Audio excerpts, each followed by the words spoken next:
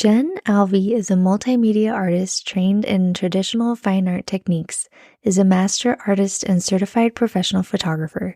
Her Divine Feminine art series begins with photography, then digital artwork, then is brought into the physical world with hand-painted embellishments. She lives in Meridian, Idaho with her husband and is an empty nester with 4 adult children, still waiting to advance to the grandma status. Jen serves as the president of Professional Photographers of Idaho and her ward's communications specialist. Jen is currently an active member of the LDS Church. With half of her family out of the church, she has had opportunities to expand her views and understanding of the different challenging aspects of our religious tradition, including the effects of patriarchy and its impact on women. When hearing Carolyn Pearson give a charge for us to help bring Heavenly Mother back into our presence after reading her poem A Motherless House in 2022, Jen felt inspired to use her skills to create her own vision of Divine Feminine artwork. Currently, there are 9 pieces in the series with approximately 3 more in the making. Jen's work has been featured at Faith Matters Restore Conference Art Show in 2023 and will be at this year's coming show September 5th through 7th. Her work is also published in the book Cherish, The Love of Our Mother in Heaven, Volume 2. Through the process of creating this art series, Jen has felt inspiration and a connection with her Heavenly Mother in surprising ways. We hope you'll enjoy this conversation that Jessica Woodbury has with Jen.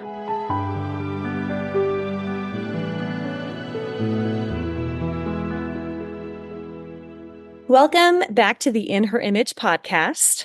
We have been taking a bit of a break, as we often do over summer. All of us are young mothers and we have a lot going on.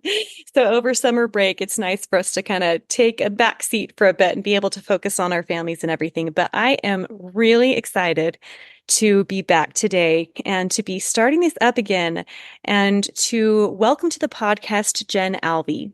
And Jen reached out to me. She is an artist and she has created some beautiful pieces around Heavenly Mother. And she is also going to be at the Faith Matters conference soon with some of those art pieces.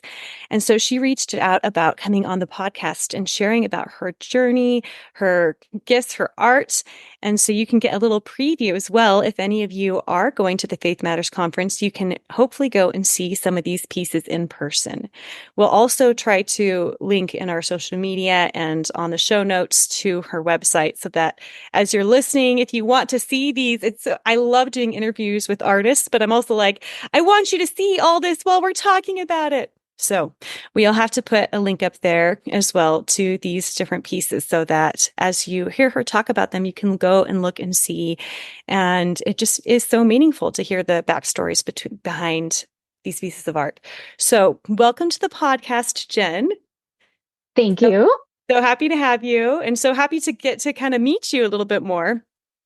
Why don't you start by telling us just a little bit more about your journey?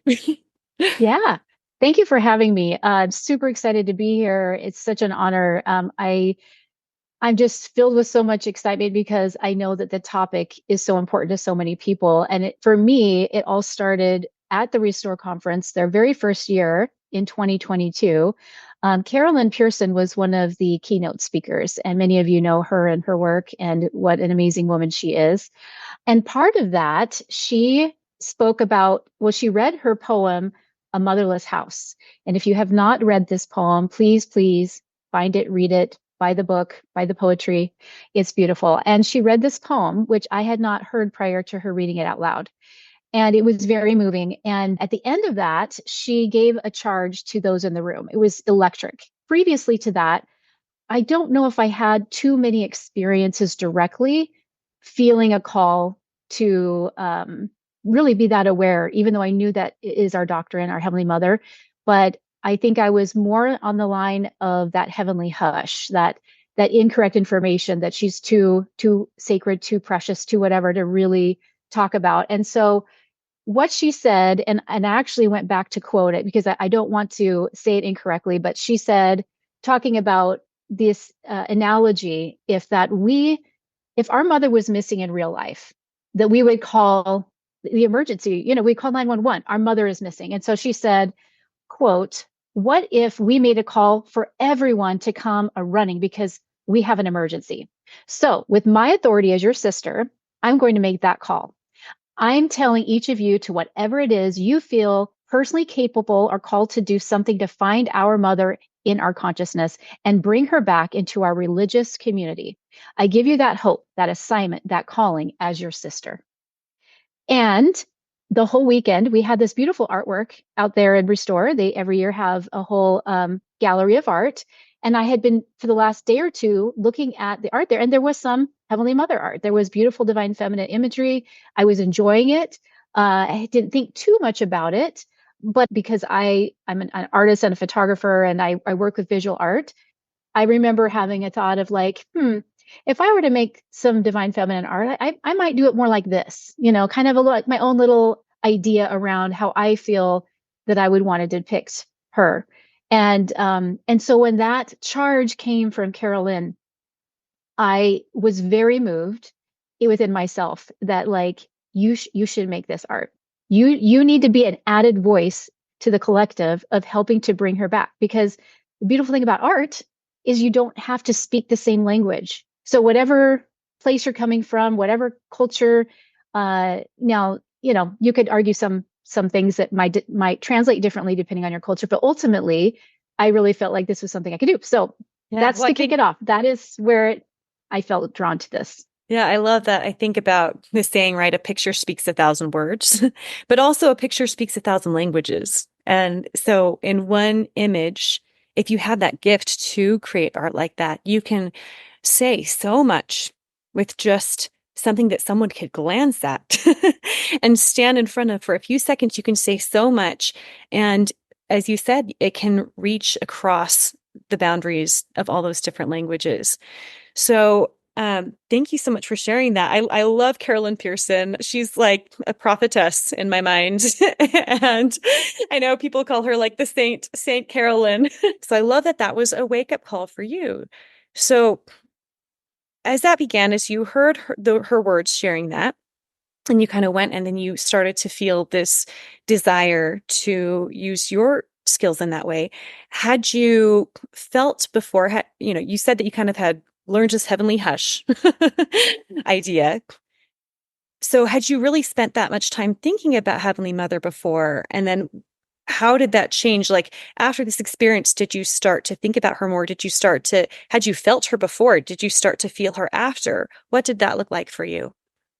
Well, thank you for asking. Yes, because I belong to a mixed faith marriage community on Marco Polo, there have been many other women that have talked about their feelings around desiring a divine feminine, a stronger female presence in our church, because that is our doctrine. And why are we not leading with this? And why don't we have more conversations around it?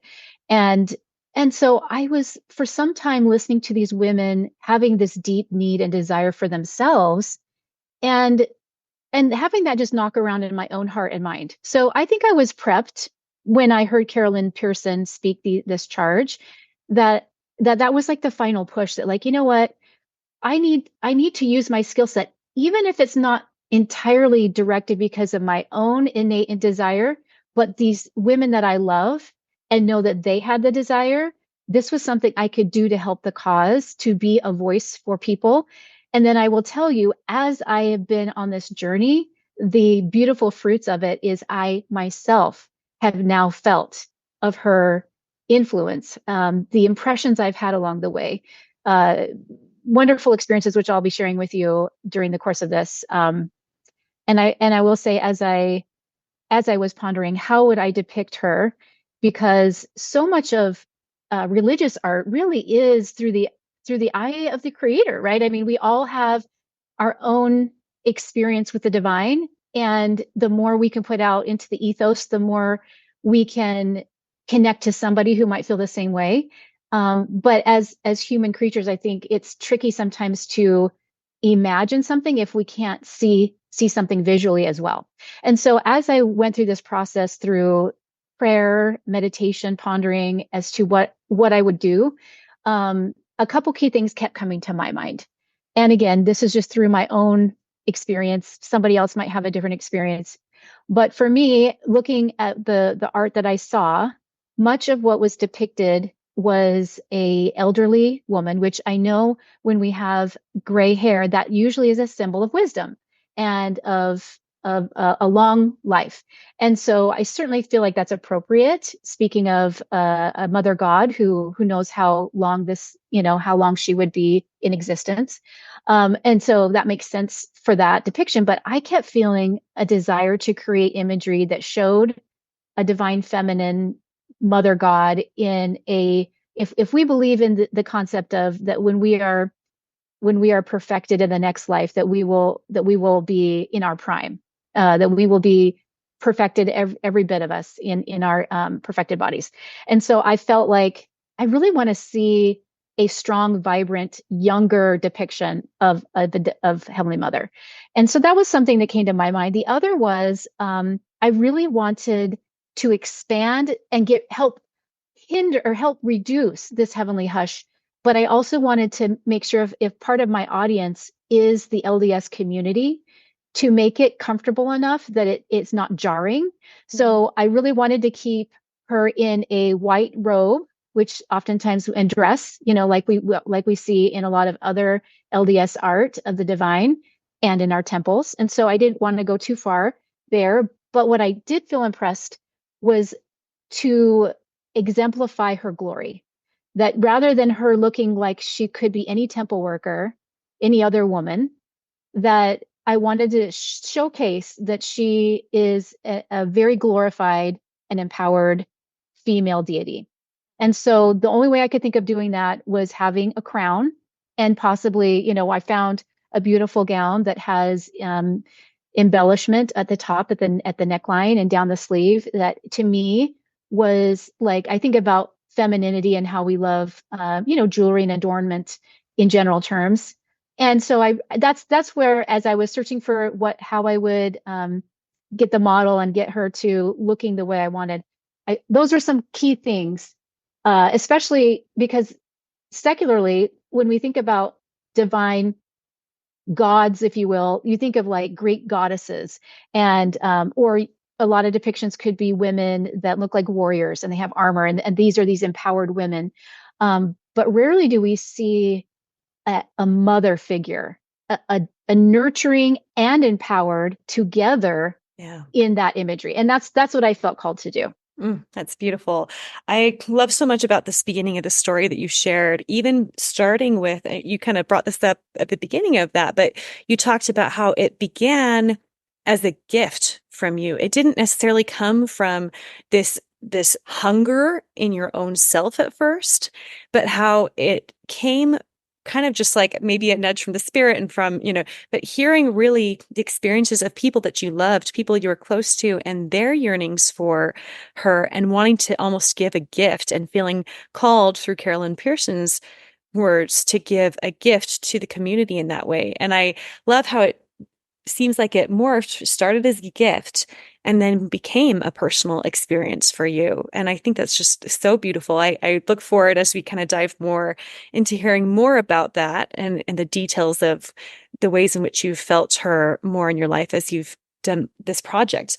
But thank you so much as well for just sharing your thoughts about what drove you to portray her the way that you did. And I just think how important it is to diversify the art that we have, and even maybe the music and different things that we have, because so often, kind of up until recently, the art has been very uniform, and that art can still be very powerful, but our relationship with the divine is so personal that I feel like the more variety and the more diversity that is able to be portrayed can just help people, it gives them more touch points to be able to connect with the divine. And one person that may really, really connect with that kind of really traditional art, they may really connect with that, and someone else may really not. And so I'm just so grateful for all the artists like you who have these different visions, putting them out into the world, because I think they are all pieces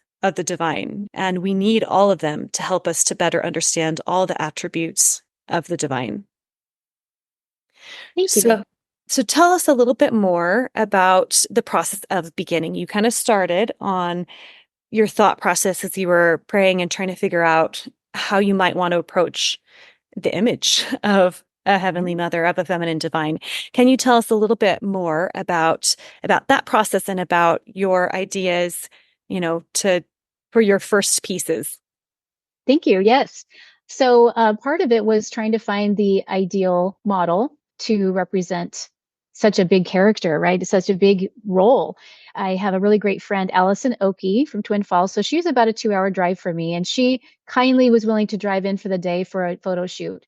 I knew that this was something that I wanted to create, probably like a dozen concepts while were together, because I really wanted this to be something that if you wanted to have a grouping or you collected the art, that it was really cohesive with the same person, same hair and makeup, same clothing and everything. And I wanted my model, which was my friend, to actually not be a trained model, because there's certain poses and things that they might bring to the table that I wanted it to be very organic and very real and less like a photo shoot. And so that's partly why I picked my dear friend Allison. Plus, she knowing that she was very spiritual, and actually she didn't have a huge innate desire to learn more about Heavenly Mother, similar to me. Like, yes, this is wonderful, but I haven't naturally felt a call yet. And part of why I appreciate that is I really wanted her to be an empty canvas, if you will, to come without any preconceived ideas or agendas, because I really wanted the spirit to flow through me as I created, to just guide me to whatever felt good. And she collaborated with me, and I knew that she was spiritually in tune. I knew that she was emotive, and that we could work well together. So that was part of it. But my hair and makeup artist had just had a little baby, brand new baby. And she's like, I'm going to have to bring my newborn, and I'm probably need to bring my teenage daughter to care for my newborn while I'm doing this project with you. Is that okay? And the more I thought about it, the more I was like, ooh, could we use your children as models so I could Yeah. create additional pieces while we're at it, which I really appreciated her willingness to. There was a little reluctance, mainly on her husband's part, not knowing if this is a area that he was comfortable with because of that heavenly hush. Do I want my family out there doing this kind of work? Do I trust me? They don't Yeah. know me. What am I going to do with this? So I really appreciated the willingness to do that. But I would just say the main thing that was really helpful in this project, again, going back to this idea of me trying to create something, as you mentioned, as a gift to my friends, as a way to amplify their voices. I really appreciated that I got a lot of feedback prior to because I knew the photo shoot was going to be a big one, because I had all these concepts I wanted to flesh out all in one day. So I asked these women who were feeling a very strong pull to our Heavenly Mother what it is that they would like to see depicted. What would they love to see in their home? If they could have anything, what would it be? And that was extremely helpful to me to kind of, in a way, let them lead and guide me into their world of what it is that I might be missing, like my image, Welcome Home. That piece was inspired by a friend of mine that really wanted to feel like, if I am returning to my heavenly parents, I want to be able to see my heavenly mother there to welcome me as well.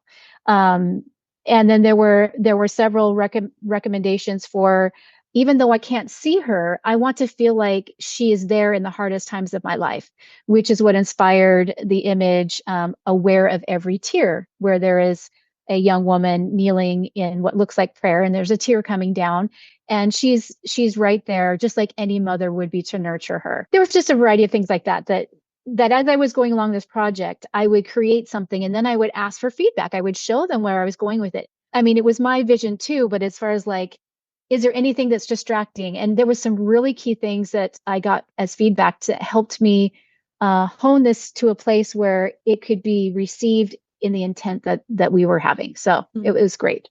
I love that it was such a group project, and that you were so sensitive to the desires and the hungers and the needs of those around you, and those that you were originally kind of wanting to get this gift to. So tell us about, first of all, when you asked your friend, the model, I can't remember her name. Allison. Allison, when you asked Allison, you said that she had not really thought a lot about this topic. Was there hesitation on her part? There was a little bit, yes. She wasn't too sure what I was going to have her do. And she felt like, mostly the impression I had was, she felt unworthy to represent Heavenly Mother, especially since it wasn't her own passion Yeah. innately, right? I will add, as part of this project, I do a lot of video work and slideshow work with my portrait clients. And I really wanted to get a behind the scenes take of what the project was all about. Because in my mind, this was a project for the LDS community, but also as a missionary tool, if you will, to share some of the most cherished doctrine that we have as an LDS community that isn't always really prominently shared. And so if this artwork were to be in any kind of art show, there could be a diverse crowd looking at that art.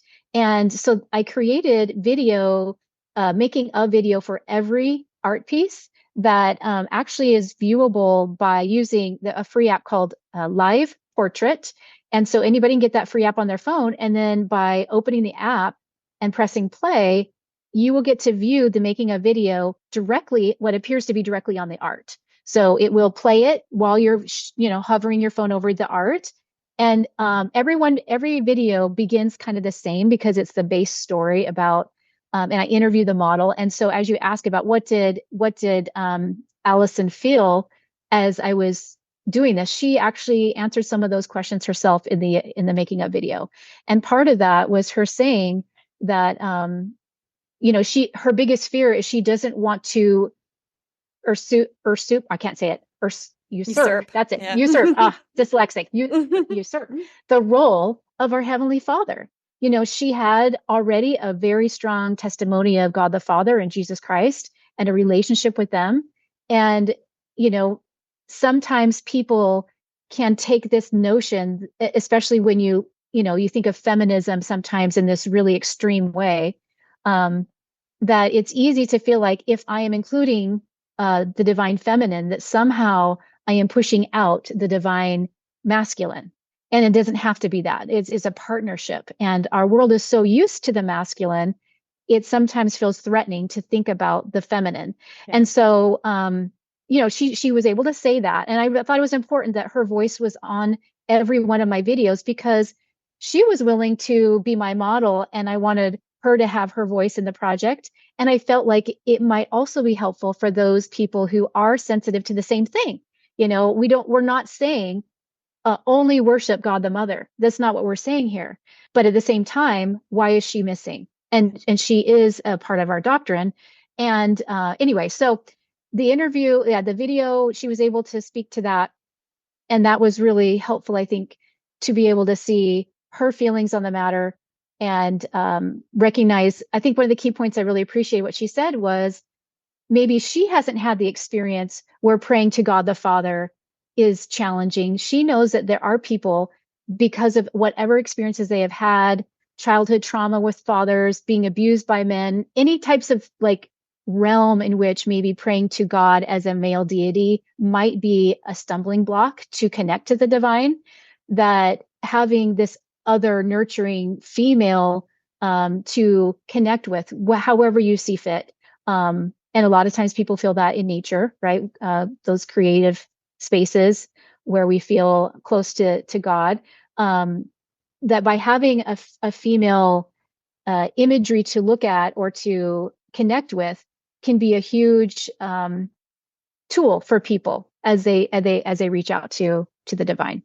Yeah. Yeah, I love that. I did watch some of the making of videos that you sent, and did you make those as well? Mm-hmm.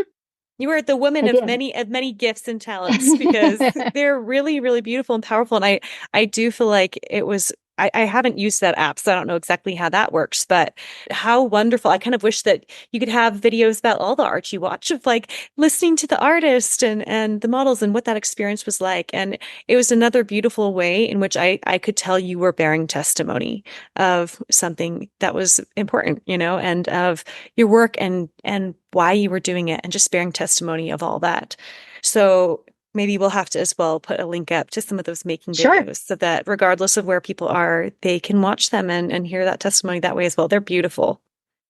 Thank you. Is there anything else that you want to add about kind of that beginning process, about the inspiration behind it before we start talking about the making of the different particular pieces?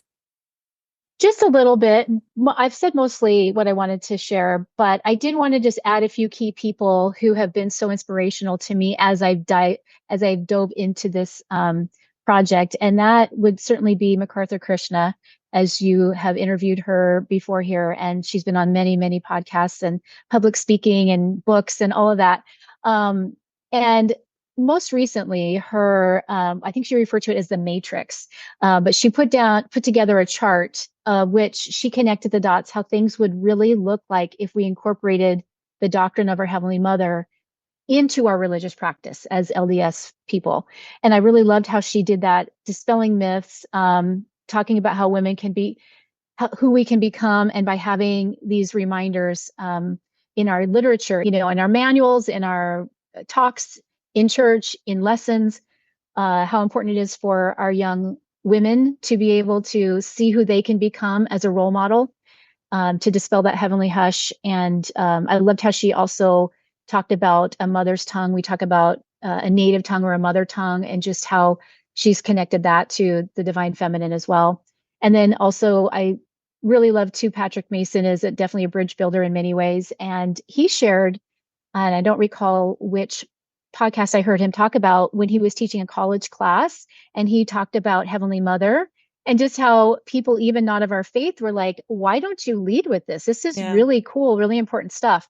And that's a missionary tool that I'm finding as more and more people are, whether it's my art or other people's divine feminine art, putting that imagery in their homes has been a tool and a conversation piece for people when they see that. I have a friend of mine who actually has one of my pieces called Comforting Christ, the Savior in the Garden of Gethsemane, going through that process of taking on the sins of the world. And the comforting part would be where I have a depiction of Heavenly Mother next to him, comforting him. And even at the art shows I've been at, people are curious, is this an angel? Is this actually Heavenly Mother? Are you saying that she was actually there? Is this literal? Like, what does this mean? And for me, it's like, it's the idea. I'm not saying anything about who was there. I'm not claiming anything.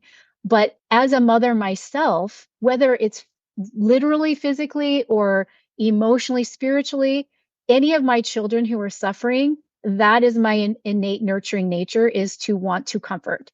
And so I wanted to, through all of the art, create depictions of where we might see her show up and visually be able to see that, so that we can feel that connection. So absolutely. So beautiful. Thank you so much for sharing about that. And I think there is so much to that experience of, being a mother and just thinking about our own children, and as they're going through things, that can help us to learn about if we have a divine mother, where would she be? What would she be doing when I'm suffering, when the Savior was suffering? Where would she be? What would she be doing? So let's get started kind of talking about your creation of some of these pieces. Okay. Yes, let's do it. So I currently have 9 pieces right now, with probably 3 or 4 more to go that I have photographed, and I just haven't actually fleshed it out into the process. So as my process is, I start with the concept, I start with photography, then I bring it into Photoshop and do a bunch of digital art, digital painting, just Photoshop magic there. And then I print. For my embellished pieces, it's on like a fine art watercolor paper. And then I've gone back and hand painted some reflective embellishments. So this is like metallic pens, metallic powders that I mix with mica. The mica powders I mix with an acrylic medium, and then I paint on, and then even some varnishes. So all of which is best viewed when under like direct light, so that when it catches the light, it like comes alive in a more 3-dimensional glow. And it's really a fun interactive way to look at the artwork. So you're And telling me then, that us looking on our computers is just not going to be quite the same, huh? You still get a good feeling, but it won't be quite the same. Not quite the same.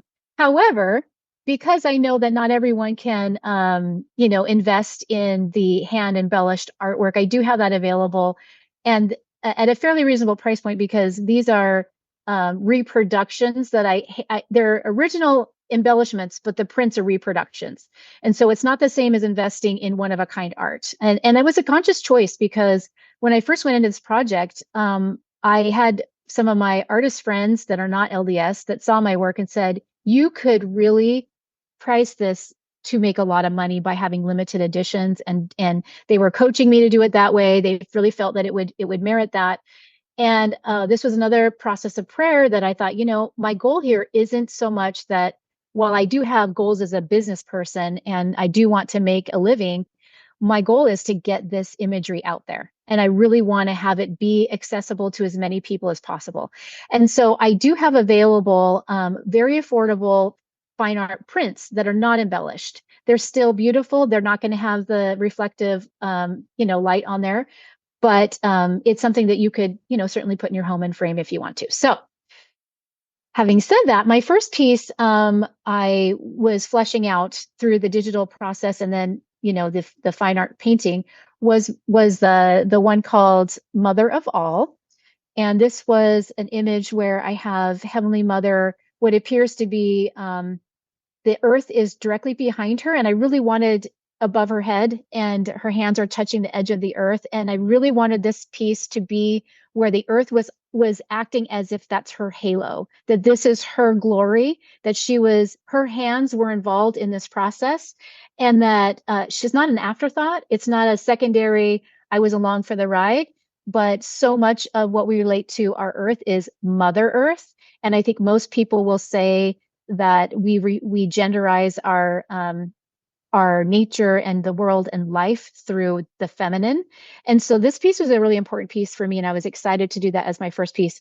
The other thing I wanted to have her expression be one of the empowerment that goes into that. She's looking square to the camera. She's standing straight to the camera or to the viewer, and she's very, serious, if you will. And so this was a piece that, as I had my very first art show, this was a secular art show. It was not in any way religious. It was in my local community, and it was actually titled Divine Feminine Art Show. So the Divine Feminine Art Show, I was really excited. And when I went there, I didn't know what to expect. We do live in a Christian community. We're here in Meridian, Idaho. There's a lot of LDS people, but I wasn't too sure what to expect. There was a full range of very loosely interpretations of the divine feminine, and it was very interesting, but really nothing that was very religious except for what I brought to the table. And so the audience that came to the show was a very small show. I went to the opening, and as people came through, this was my first experience having anyone respond to my pieces. The three pieces I had was the first one I just mentioned, Mother of All. I also had what I have titled The Passing. For those of you who can't view it, it's a depiction of Heavenly Mother and a mother, which of course, as you now know, was my hair and makeup artist holding her newborn baby. And the two of them are both holding either end of the baby who's laying across a blanket, and both women, the divine feminine and the earthly mother, are both emotional. And this was meant to be very ambiguous. I was grateful that those people who saw this image were like, wait a second, is it being born or is it dying? Are they happy? Are they sad? Like, what is going on here? And I said, wonderful. Exactly. That's exactly what I want you to experience, because the idea is on either side of the veil, if we really understand the divine feminine and the divine feminine, even within us as mortals, that there is emotion and that is happening for both women. It could be tears of joy. It could be tears of sorrow, knowing that we're temporarily without. And I just really wanted that to get people thinking. So that was a wonderful experience with that piece. Well, I just love it. I mean, because I think about, like you said, it is ambiguous, and I love it because even the title, The Passing, can mean different things. And I think about my experiences with death, and I think about my experiences with birth, and both of those have been some of the most sacred and emotional experiences. And in both of them, tears have been shed, and they are for different reasons, right? But that experience is so powerful and so holy that, of course, like, there's going to be emotion, and the spirit is so strong anytime that a spirit is passing in or out of the veil to this earth. Thank you. And I think it's important that as women, bear children and eventually lose children potentially. Um, that while we are so used to in our vernacular to refer to our Heavenly Father comforting us and loving us and having these emotions around His children, that we include our Heavenly Mother is very much affected just as much, if not more, for those of us who understand women and how we feel about our children. And so, Absolutely. thank you. Yeah. And then the last piece I had of that show was what I do want to talk about. I already described the Aware of Every Tear. This again is a young girl in the act of praying and possibly crying. It looks like on here I have her depicted as crying. And then Heavenly Mother wiping away that tear and being aware of her, even though her eyes are closed and she's not aware of her presence necessarily. This was the piece that I found many men at this art show, again, secular art show, nothing really spiritual or religious about it.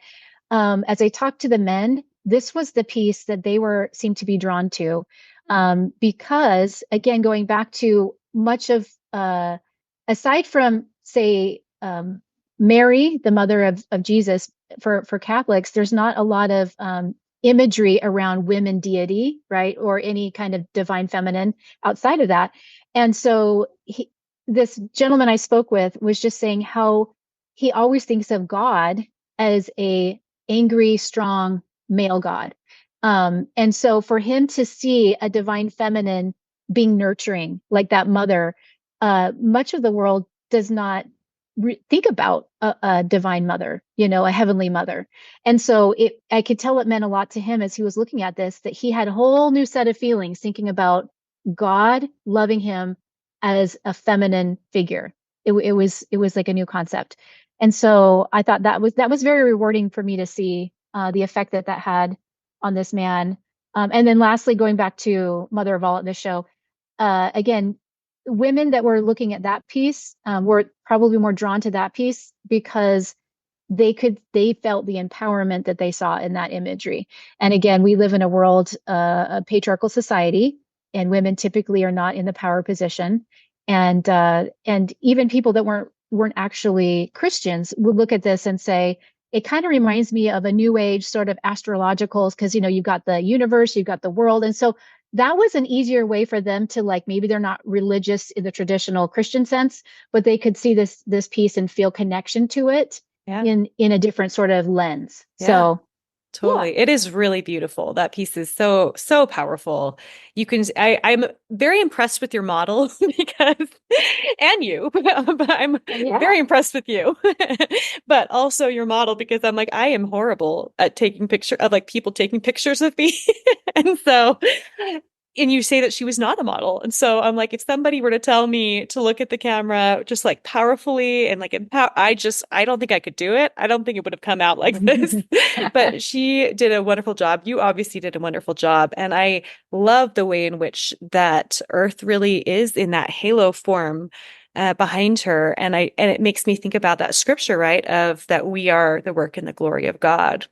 And that, the earth and all of their children on the earth and all the things that are happening on it are not just the work and the glory of the Father, but also the Mother as well.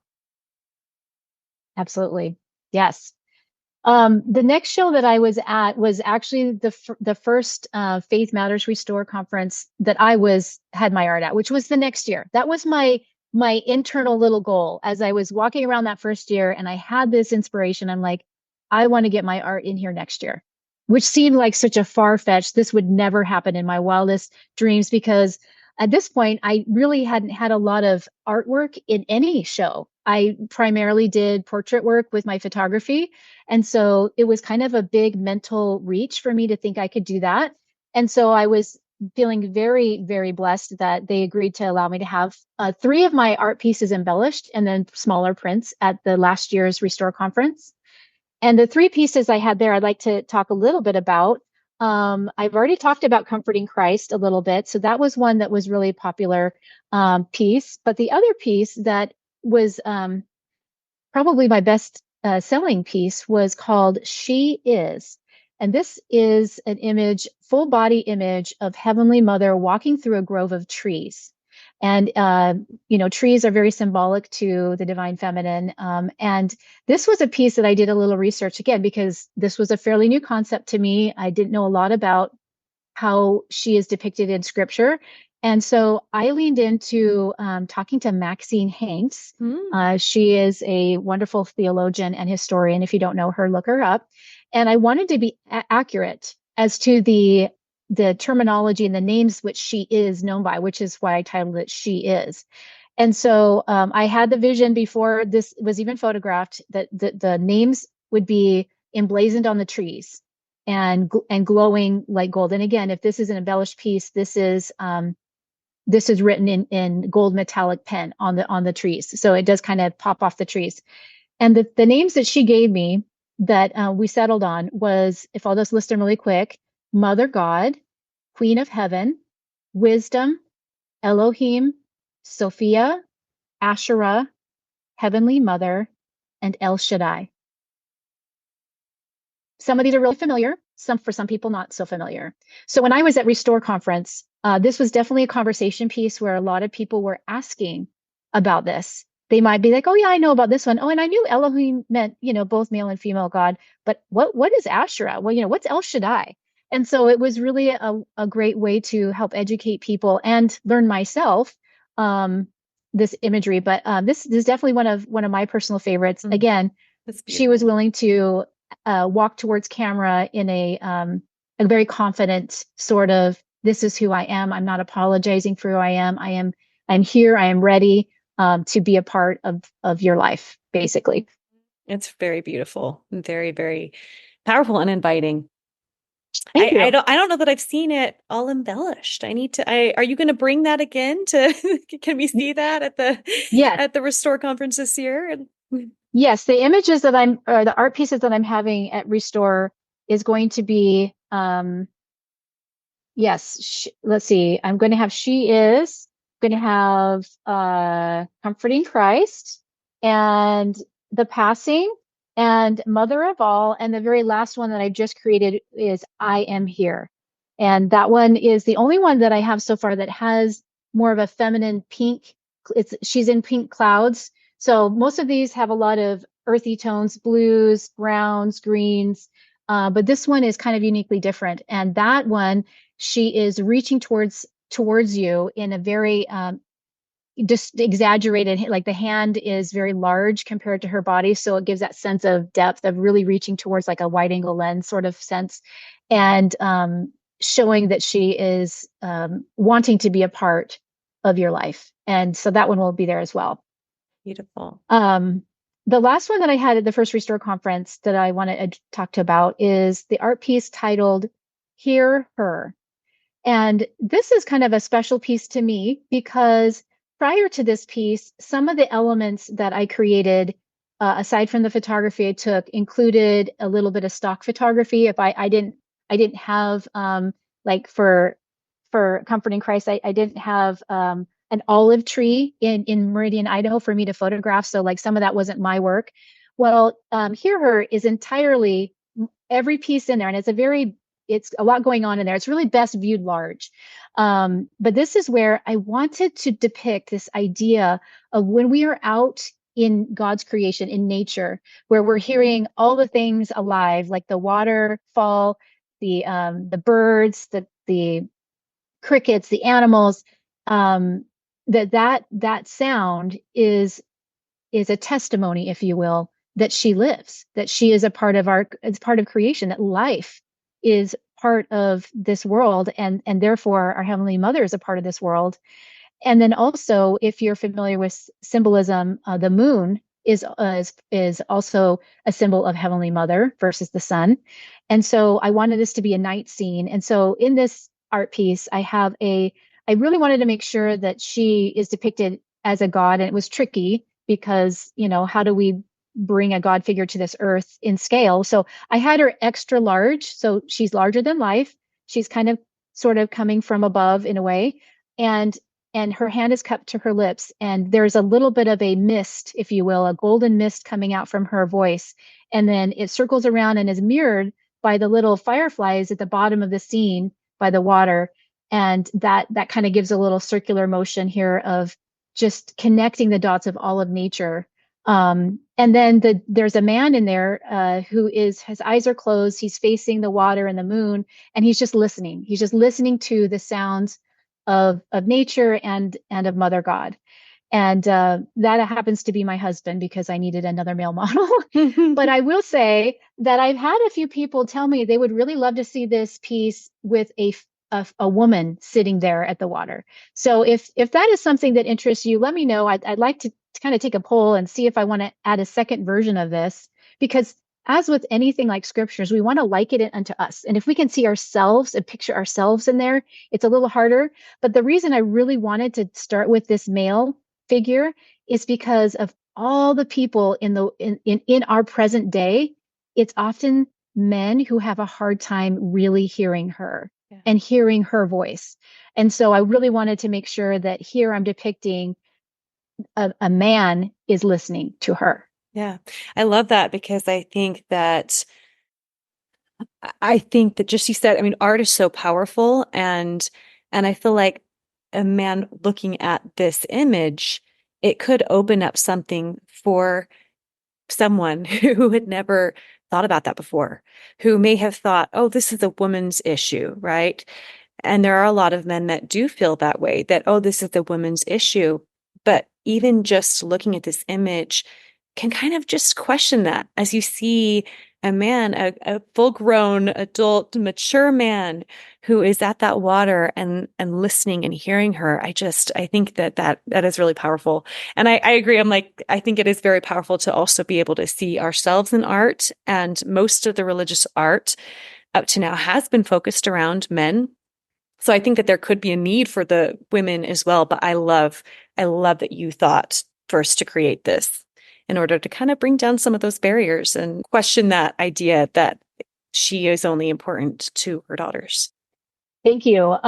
One other thing so need to share. This was really a cool experience when I was at the First Restore conference, because I had the 3 pieces embellished, but I did have the smaller prints available, including one that I had just recently made. And that was the one, Welcome Home, which I've already referenced. We've got Heavenly Father, Heavenly Mother standing at the veil, and Heavenly Father's parting the veil, and they're welcoming home. And I did want to include some actual earthly type nature. So I've got a golden tree in the background. They're on, looks like a bridge or some pathway towards heaven with some clouds. And of course, Heavenly Mother, just like any mom who's welcoming home their child from a long break, has her hands clasped to her, her face to under her chin, and is just so excited, just so excited. She has a look of pure delight. Yes, that's what I wanted.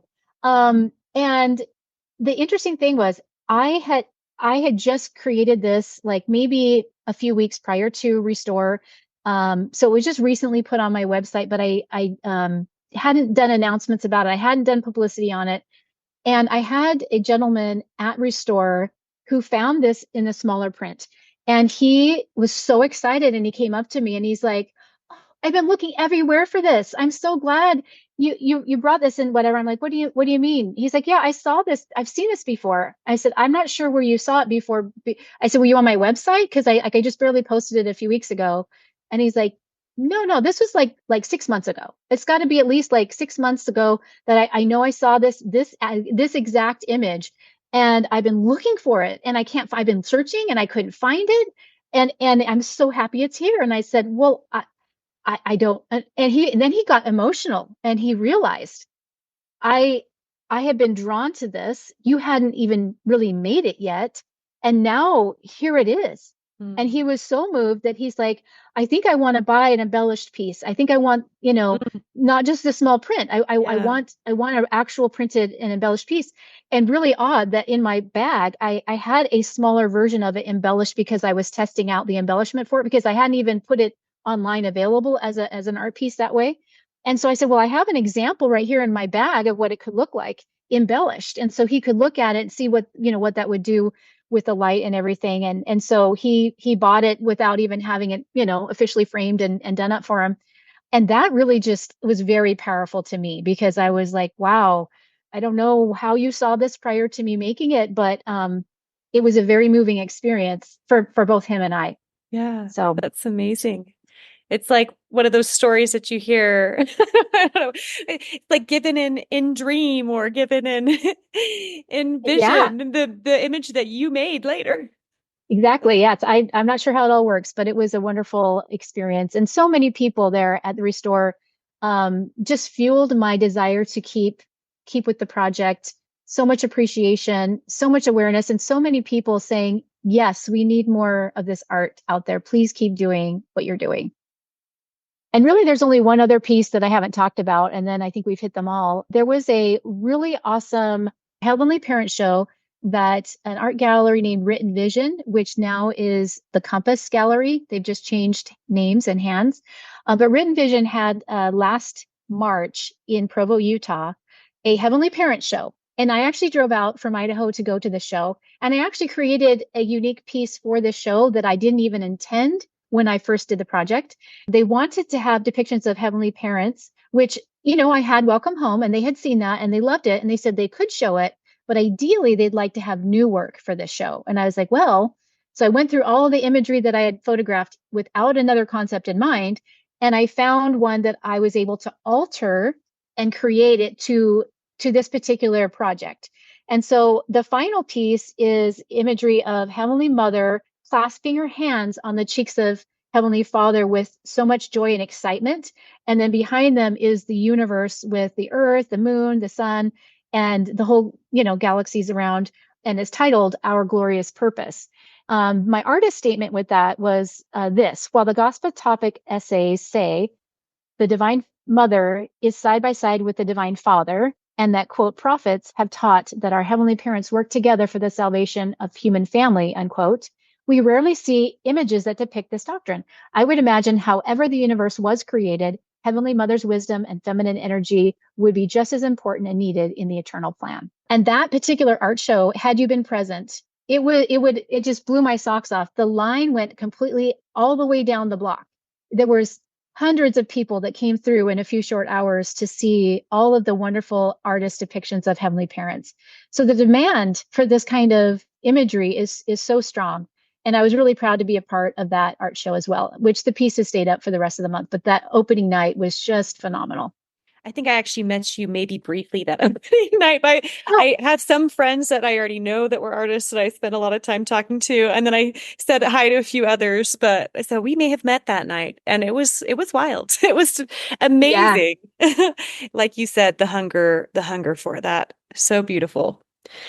So this is what you've kind of created so far, and what, do you still have further pieces that you are planning on creating for this concept, or you kind of feel like you've wrapped it all up?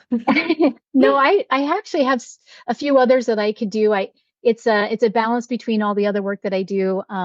But yes, some of my future concepts is some of the ladies that I was getting feedback for wanted me to show something of Heavenly Mother looking joyous, like she's dancing. Like they just want to see the love and joy of the divine feminine. And so I have some imagery of that I could turn into art. I have a concept that I was considering calling it baby shower, where I wanted, because I had the model with the mother with a baby to model for me. I have an idea of her holding the baby and then having Heavenly Mother be from above, arched down. I have it in my head where she's coming down, and then with that, like think of a half circle arch. Her arms and face are close to the baby reaching, and then coming from that like divine flecks of gold coming down and like a baby shower. So like the divine feminine love coming down to bless the baby. It's interesting because a lot of the people who've been on this podcast have surprising how many of us have actually done this. But when I was in college, I went and I volunteered in an orphanage in a children's hospital in Romania. And I remember just looking at these kids, and a lot of them had disabilities of one kind or another. And but all of them, right, are being raised in this institution with caregivers that are just coming in and out. And I remember just feeling so much sadness for these kids and for the fact that they didn't have parents of their own who every day in and day out were there for them. And some of these caregivers were amazing and were wonderful, but it's just very different, right? People who are coming in for their job to just feed, to diaper, to whatever. And again, with some of these disabilities that these kids had. And I just remember really reaching out to God and feeling, like as I was with one of these kids who was severely disabled, just kind of tickling him, and he just started laughing.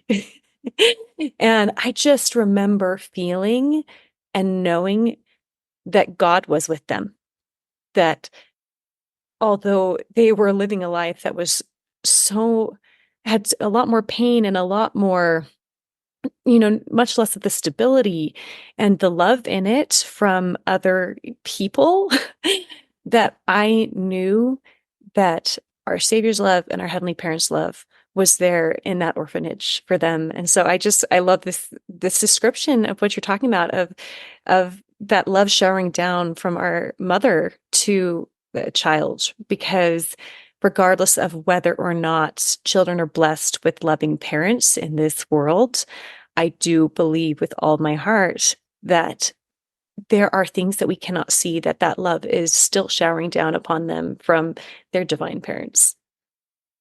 That's a touching story. I love you sharing that so much. It actually reminds me of one other thought I had at the first Restore conference. There was a woman who, and I can't remember her exact position, but she was wanting to know if she could use some of my imagery as she works with refugees from war-torn countries where these women have seen horrific crimes and abuse themselves, wanting to show them imagery of empowered women, nurturing women, strong women. And absolutely, I was on board for that. She never actually reached out to me afterwards, but we connected, and that was a thought she had. So that's, a lot of people are suffering in various ways, and just having that awareness can be very comforting.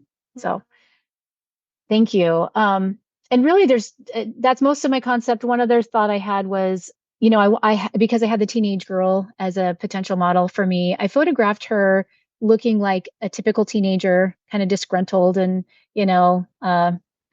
cranky and like standing at the bus stop and, being herself.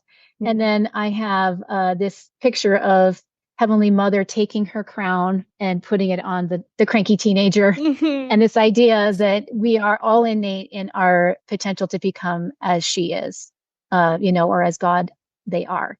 And so I really like that contradiction there. So that may be something I do. But I do want to share one last thing, that I had such a spiritual experience, specifically when I first started this project and I was looking for inspiration, looking for education. And I came to this podcast, In Her Image, and I listened to the very first episode way back when, right?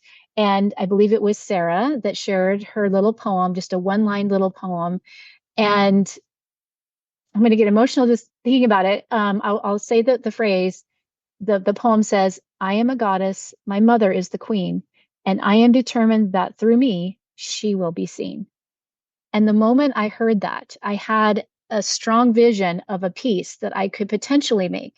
And when I thought of this piece, I just started bawling. The emotion that welled up in me was just so strong. And I immediately messaged the model that I was going to be working with, and I told her about this concept. This might be this might be my final piece in the series, because it would take somewhat of a miracle to put this together. But the idea, and I photographed her in this position as a potential creation that I could make.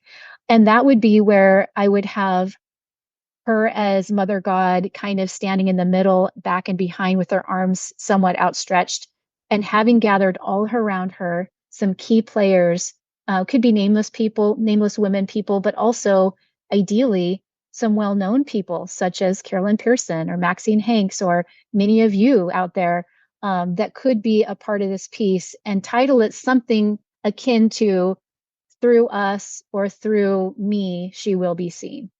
And that just that image, just like I say, moved me so much prior to me even going through this journey to really have gained my own experience with the divine Heavenly Mother, that this could. So if any of you out there, want to reach out to me as a possible collaboration on this, I would love to make this happen.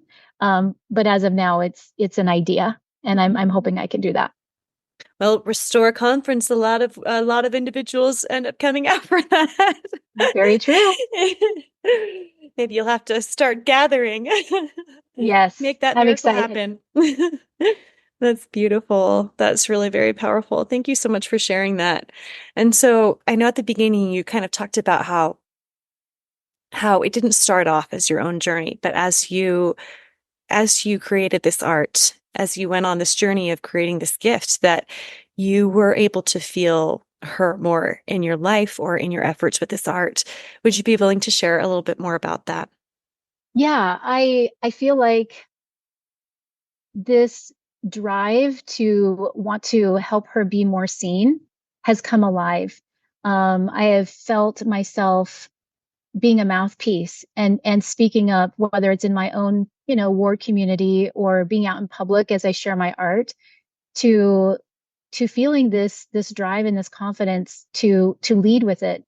Um, because I feel like our world at large is hungry for a soft place to be.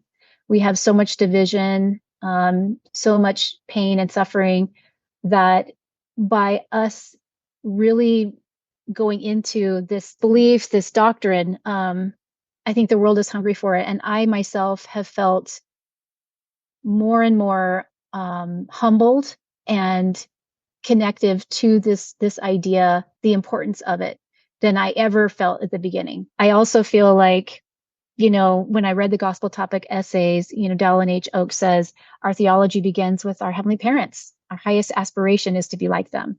And my thought is that if that is true, if that is really what we believe, wouldn't we want to have depictions of both of them all over our homes, all over in where we speak. I would love to see imagery at Deseret Book. I would love to see imagery at the temple. We did not personally experience some of these like scripture stories, and artists had put together depictions to help us like internalize, to visualize, to connect with them, to make them a part of us. We know it's just a depiction. It's not, somebody didn't take a photograph of that. Right. We know very little about God the Father specifically, even in our scripture. Very, very little do we actually know. But if our doctrine is such that Heavenly Mother is seen as co-creators and equal, having depictions of her should be just as natural as any artist might create of God the Father, because we know I've never seen God the Father. Most artists have not. And yet we have that work out there to support our yearning to connect with the divine. And so that has definitely been only growing as I have been working on this project. That's beautiful. I can't wait until the day when we can find that at Deseret Book and in the temple and in our church buildings. I remember a few years ago went to Europe, and I was, walking through these beautiful old churches that were hundreds of years old. And I remember being struck by how many images of women there were in the stained glass and all these beautiful, beautiful churches. And then it was really interesting because I walked into the church in London to attend church myself on Sunday, and pretty much all the artwork that I saw was all of just men. And it was so striking to me. And it was like this like harsh, it's so interesting what a harsh contrast it was to my experiences of walking into these other churches. And it was sad to me because I would hope that our church could create these environments. Artwork is so powerful, could create, could be environments where you would walk in and the art would be inviting and be representative more of not just half of God's children, but of all of us God's children. And it can be the same with the divine, right? Not just representing half of God, but the wholeness of God. And there are so many that are doing such important work on this, and you are one of them in contributing your voice and your gifts in creating even more. And hopefully someday we'll be able to see it in all of our spheres. But in the meantime, as you said, we can have the choices of what we will do in our homes and the stories that we will tell in our homes. And and the ways in which we can display truth in a deeper way in our homes by choosing to show the wholeness of the divine in our father and our mother. I agree. Thank you. It's definitely been a group effort on this project. It's pretty powerful. It's very beautiful. And so as you have gone through this project, has it changed? You said it kind of changed the way that you feel about her, but has it changed the way that you feel about yourself as well? I would say yes, absolutely. I have changed and I have felt more, I don't want to say proud, but empowered, or um, I feel like I'm showing up in my marriage more as an equal partner.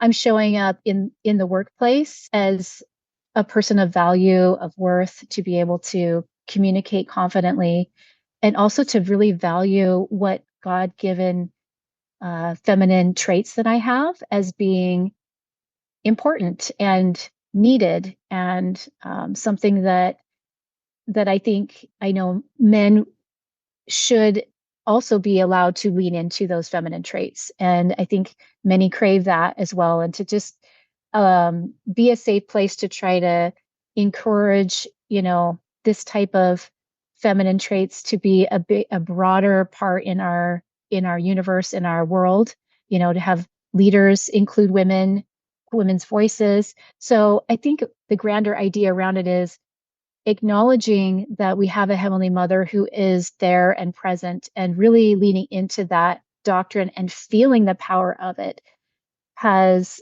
um, at least for me personally, I'm not a person in power of any kind, but to realize that this for me feels like exactly what our world at large needs to really become Zion, to really be inclusive, to be equal, to be one heart, one mind, which I think is everyone's greatest desire. Yeah, that's beautiful. Well, thank you. Is there anything else that you would like to share before we end? Well, the only thing I can think of is, I know you talked about people coming to Restore, which would be great. If you come, please say hi. I would love to meet you. I know that there's going to be a artist meet and greet on Thursday nights, I think starting at 7. So that's the best time if you want to just have the art to focus on. The artists will be there. But also just to let you know, you don't have to be present there to view and or order any of the art, especially the little prints, that are very affordable, because I have them on my website. So you can certainly link that as well. And I'm always open to have conversation, to collaborate, to get ideas. As you can tell, I have a desire to be a voice for people who maybe aren't artistic, to create imagery that would be appreciated by people. So I love that. I know I've shared this in past episodes, but how much I used to wish, before there were all these images and I wanted one like 10 years ago.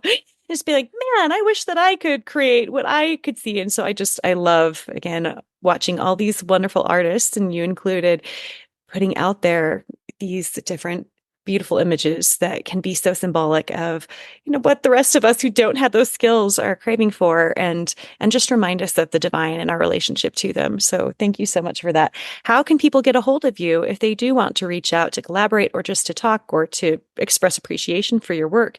yeah, so my website's just jenalvi.com, JENALVI. That's V as in Victor, jenalvi.com. And it's under I have photography on there, but there's the art page as well. And then I'm on Instagram. I have a dedicated Instagram for my divine feminine art, which is Jen Alvi Art. So just add the word art to my name.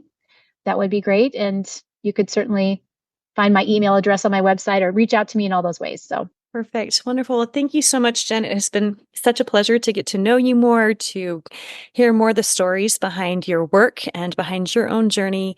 And I am just really excited I'll connect with you at Restore, and hopefully others can reach out to you there as well. And thank you so much for sharing your voice and for your gifts with all of us. thank you. It's been an honor. Thank you for listening. If you enjoyed this episode, feel free to share it. And if you haven't yet, please leave us a review. If you'd like to support the podcast monetarily, you can make a monthly donation at anchor.fm/inherimage. We hope you'll tune in next Sunday for another inspiring episode.